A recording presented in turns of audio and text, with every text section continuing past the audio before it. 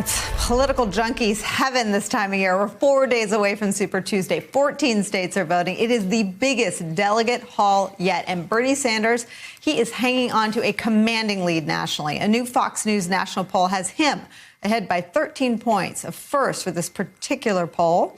It's one that Donald Trump happens to not like. And if you look at the two biggest states voting next Tuesday, California and Texas, Sanders leads in both those states by a lot. Eugene and the table are back.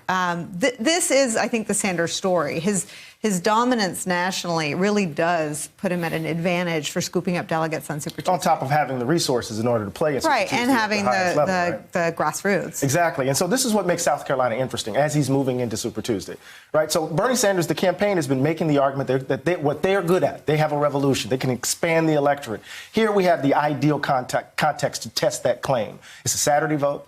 Right, he has a ground game. We have to see what happens in terms of how does his organization turn out young black voters? How are they turning out young college students, white and black? How are they going to do in the Latino community? There's a Latinx community in South Carolina that matters. And so particularly if he can come out and it's not going to be 15 or 16. I understand what Jim Kleinberg is trying to say. It's not going to be 15 or 16. But if he comes out and he can say that the Latinx vote was off the charts. That time bomb that we saw explode in Nevada actually did so in South Carolina. That's going to serve him well as he moves into Texas and California, where the Latinx vote actually matters. But we did not see the turnout increase in Iowa and Nevada. Right, but the reason why we didn't, I think, has everything to do with, this is why South Carolina is important. It's not a caucus. It's a primary. And so the idea of time, what's going on. So South Carolina is an interesting place to test the thesis of whether or not the Sanders campaign will actually expand the electorate. I think it's a really interesting moment. Biden is probably going to be the story tomorrow. He's likely going to win. Course. Maybe not by that big margin, but he's going to win.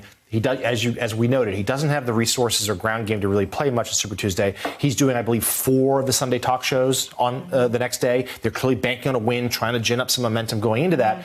But he's going to need a couple strong seconds. They're eyeing Virginia, which also has a large African-American population, as a place maybe he can win.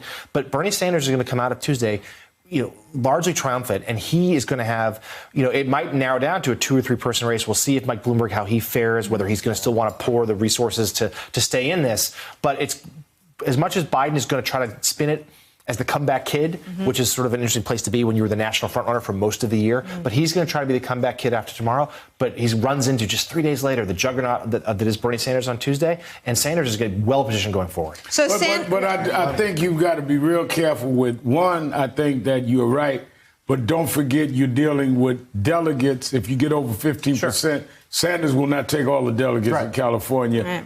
And then you go to the next Tuesday where Sanders is low in Florida. Right. And so if Biden can get resources and come back, try to make the argument, take his whipping on Super Tuesday and go for mini Super Tuesday the next week, it becomes a Biden-Bernie race, and anything could happen. I think the point of whether they can prove that this addition to the party, that I can produce voters that have not voted, is what they're going to have to prove now. Exactly. Because I would argue that you should have been able to prove it in caucuses easier than primaries, because that's where you could jam the caucuses. And they didn't do it in the 2 caucuses they were out. So now I want to see if you can do it in a popular vote. But I would have thought it would have been easier to do it in Nevada and in Iowa.